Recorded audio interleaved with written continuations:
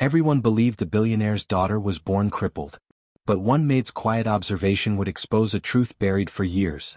Richard Wakefield was a man who had everything, at least that's what the world thought. Newspapers praised him as a sharp-minded billionaire in the real estate world, a man who could turn failing projects into golden opportunities. His companies thrived, his name commanded respect, and his fortune only grew larger with each passing year. But behind the tall glass walls of his offices and the endless clinking of champagne glasses at charity galas, Richard lived in quiet torment. The source of his pain lived inside the walls of his sprawling mansion on the city's outskirts. His daughter, Elena. 10 years old, pale and delicate, she had never walked a single step. Doctors had declared her crippled since birth, claiming her muscles lacked proper strength and her bones would never support her weight.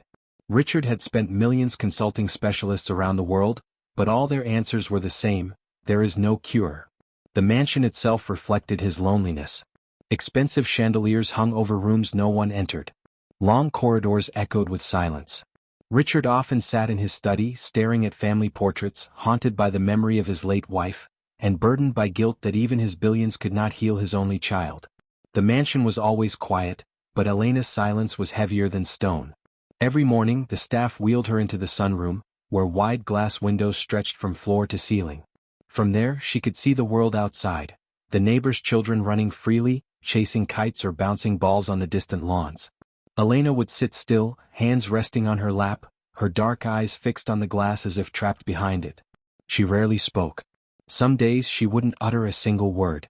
Other times the only sound she made was a soft hum, barely audible, as though she was whispering to herself. The staff treated her with delicate respect, but they kept their distance. To them she was the crippled girl, fragile as porcelain, untouchable. Richard often joined her, lowering himself into the armchair opposite her wheelchair.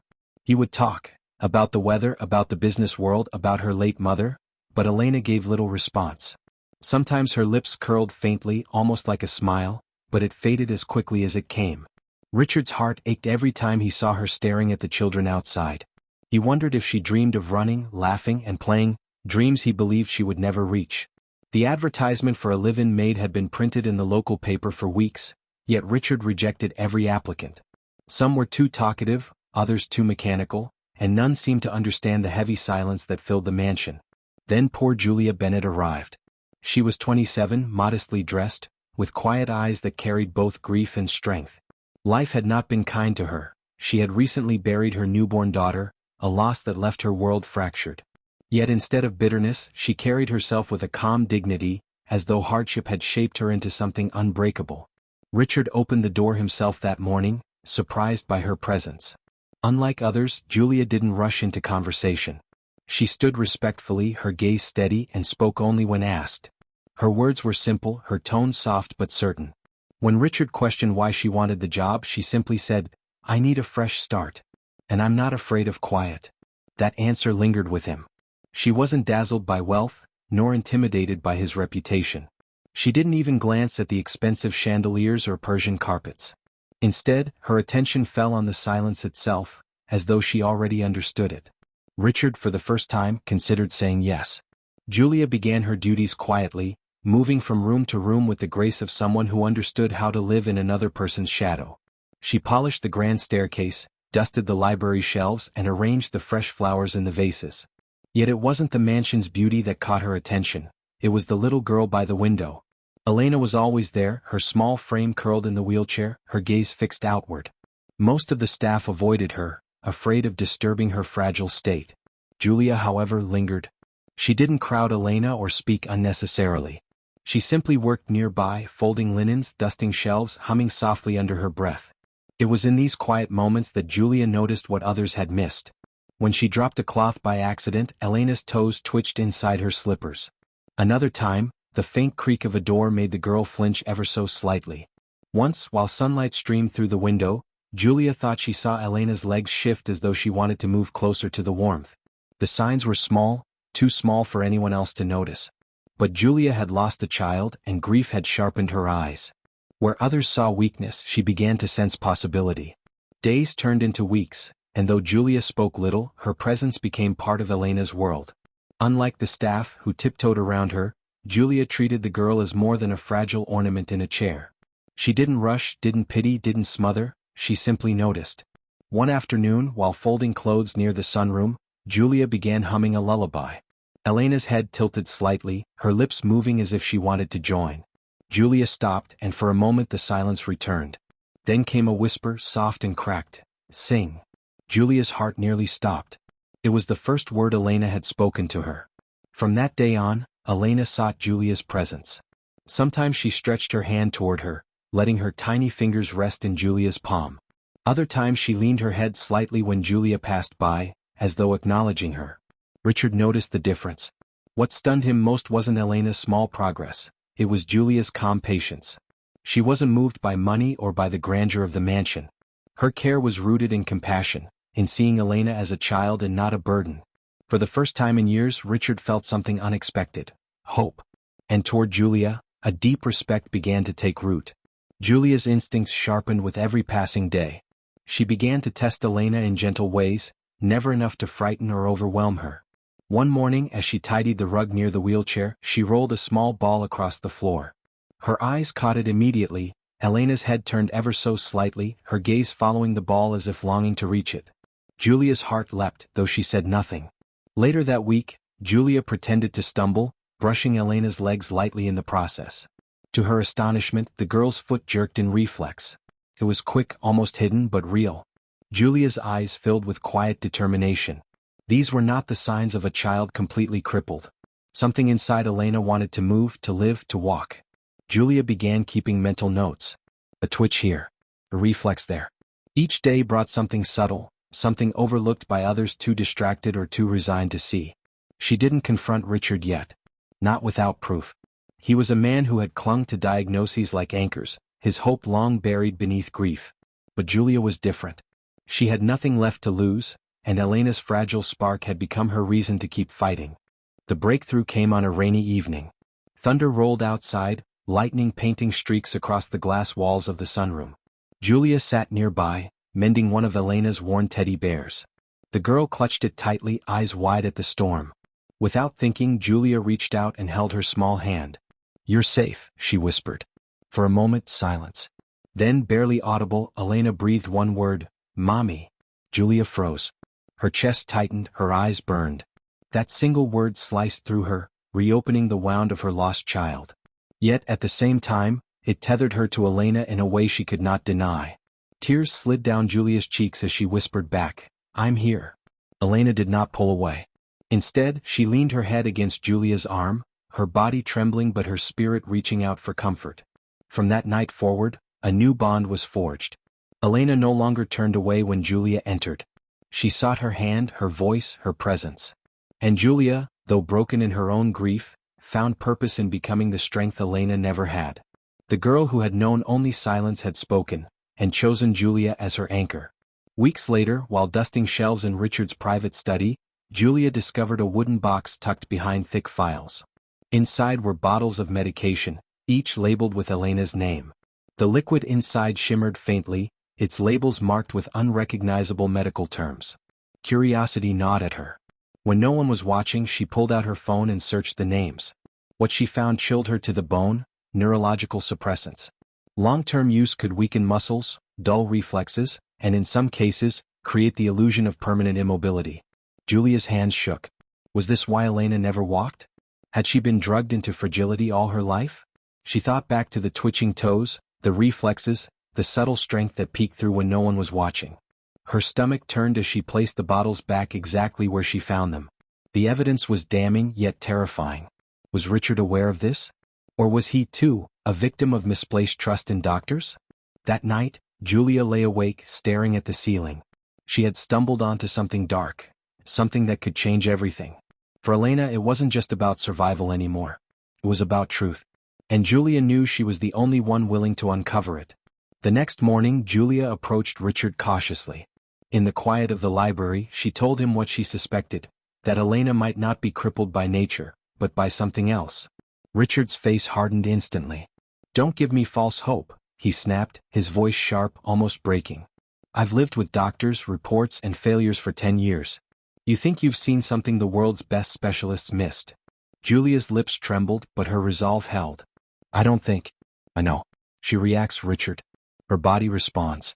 Something's been overlooked. He dismissed her with a wave of his hand, his grief too heavy to allow belief. Yet later that night Richard found himself lingering outside Elena's door. Inside, Julia sat on the floor beside the wheelchair, gently rolling a ball near the girl's feet. Richard's eyes widened as he saw it. Elena's toes twitched. It was small, barely noticeable, but it was there. His heart raced as doubt began to crack his certainty. Had he been blind to his own daughter's truth all these years? He turned away before Julia noticed him, his mind storming with a question he could no longer silence. What if Julia was right? Determined to prove her instincts, Julia made a daring decision. She stopped administering the drops, pouring them quietly down the drain instead. For the first day nothing changed. The second, Elena's legs seemed to twitch more often, her grip stronger when Julia helped her shift. On the third day something extraordinary happened. Julia knelt before Elena and whispered, "Try. Just try to move your feet." At first nothing. Then slowly one foot trembled against the carpet. Elena's eyes widened. "I felt it," she whispered. Julia's heart pounded as she hugged the child tightly. It wasn't a miracle, it was proof.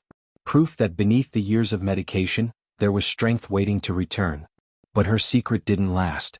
That evening Richard walked in unexpectedly, his face hardening as he saw Julia kneeling by Elena, coaxing movement from her legs. He snatched the empty bottle from the counter, realization dawning. "You stopped the treatment?" he barked. Before Julia could defend herself, Elena shifted forward. Her small hands gripped Julia's arm as she pushed, shakily, unevenly, onto her feet. For the first time in her life she stood. Richard froze, his anger dissolving into shock. His daughter, standing. The revelation shattered Richard's world. Elena collapsed back into her chair, exhausted but glowing. Richard turned to Julia, his voice unsteady. How is this possible?" Together they dug deeper into the medical files hidden in his study. Old reports, prescriptions and letters bore the same name, Dr. Atticus Morrow.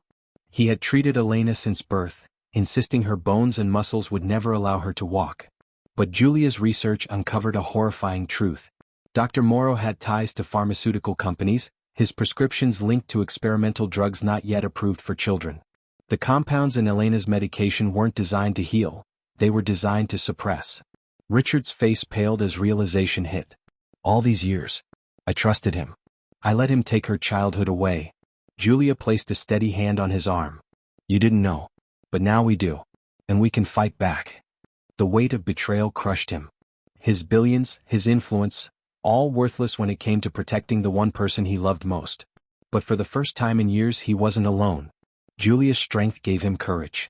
Together they vowed to expose the truth and give Elena her life back. In the weeks that followed, Richard watched Julia with growing admiration. She didn't see him as the billionaire recluse the world whispered about. She saw him as a father, flawed, grieving but determined to do right. Each evening Julia worked patiently with Elena. She encouraged small steps, guided trembling legs, celebrated every inch of progress. Richard joined in quietly at first, then more openly, holding his daughter's hand while Julia steadied her from the other side. But it wasn't just Elena's progress that changed the mansion, it was Julia herself. She filled the halls with warmth, patience, and resilience. Her compassion wasn't for sale, her loyalty not tied to wealth. She had lost everything, yet chose to give love freely to a child who wasn't her own. Richard found himself drawn to her, not for beauty, not for status, but for the unshakable strength in her heart. She had succeeded where wealth had failed.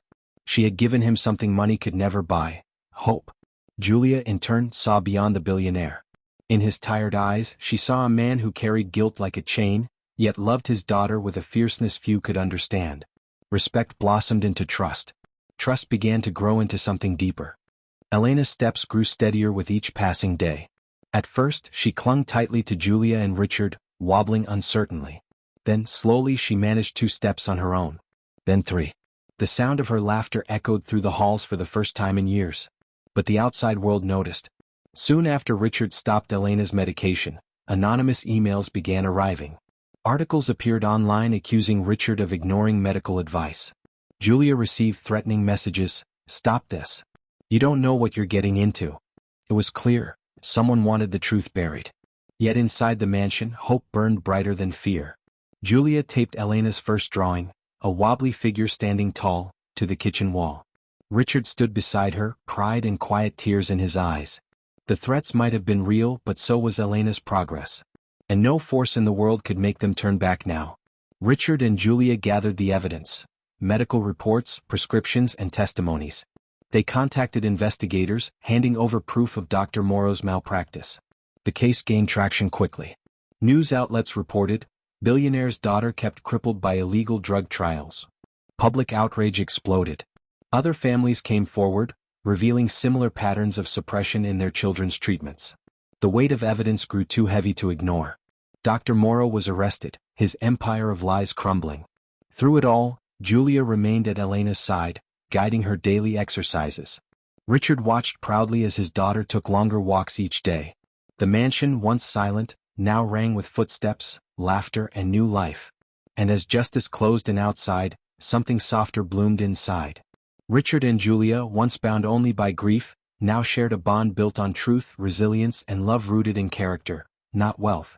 Months later, Elena's school recital became the moment of triumph. The auditorium filled with parents and children, all waiting for the show to begin. Richard sat in the front row, Julia beside him, both holding their breath. Then Elena appeared on stage. The audience gasped as she walked, slowly, shakily but proudly, across the wooden floor, braces supporting her legs. In her hand was a simple drawing. She stopped at the edge of the stage and held it up for Julia. 3 stick figures holding hands beneath the sun. "This is us," she said softly, her voice carrying across the room. Julia's eyes filled with tears as Richard's hand found hers. The audience erupted into applause, but in that moment, it wasn't about wealth or scandal or even victory in court. It was about family. The billionaire, the maid, and the little girl once thought lost. Together they had uncovered the truth. Together they had rebuilt a life. And together they would never be alone again.